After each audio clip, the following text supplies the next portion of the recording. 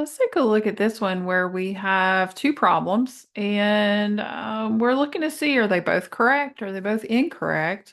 Or is one right and one's wrong? So let's sort of think through some things that we notice here. They both start with 64x squared and they both have 8x at the beginning of the factored form. So, I mean, that kind of makes sense. We've got -5 and +3. That multiplies to give me -15. And -3 and +3. That multiplies to give me -9.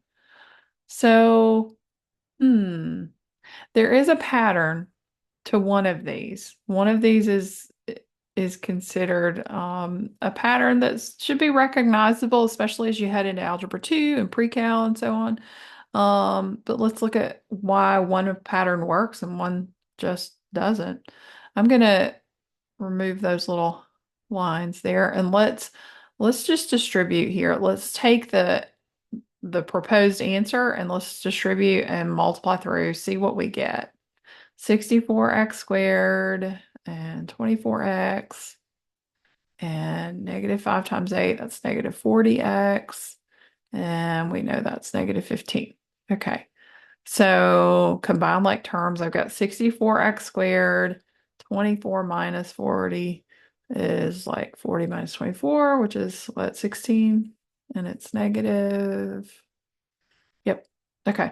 And then minus 15. Okay. There's a big difference here. Like there's a huge glaring issue, right? We've got a -16x in the middle, and up here, there's nothing.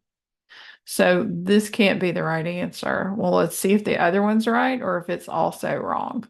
So we'll distribute. We get the 64x squared, and we get 24x. And then -3 times 8, that's -24x. -3 times 3 is -9. Okay, so combine like terms. And 24x minus 24x is 0. So that's gone. And we have the -9 at the end. So yeah, that works. That one is correct. So let's think about what this is.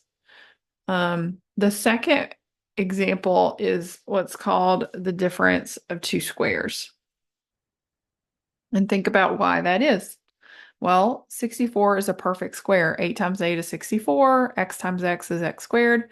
9 is a perfect square. 3 times 3 is 9. But on the first one over here, we had 15. 15 is not a perfect square. 4 times 4 is 16. 3 times 3 is 9, but there's not a number, just a plain old number that you can multiply and get 15, right? And so this particular pattern works to get rid of or eliminate that middle term only when you have the difference, so subtraction, and it has to be two squares. A square at the beginning, perfect square at the beginning, and a perfect square at the end. Otherwise, you're going to have three terms in your problem, like we have here. So if we had to factor 64x squared minus 16x minus 15, then yes, this is what we would have gotten through a long factoring process, but it would have worked. All right. I hope that helps you to kind of distinguish between the two and recognize when you have a difference of two squares and when you don't. I'll see you next time.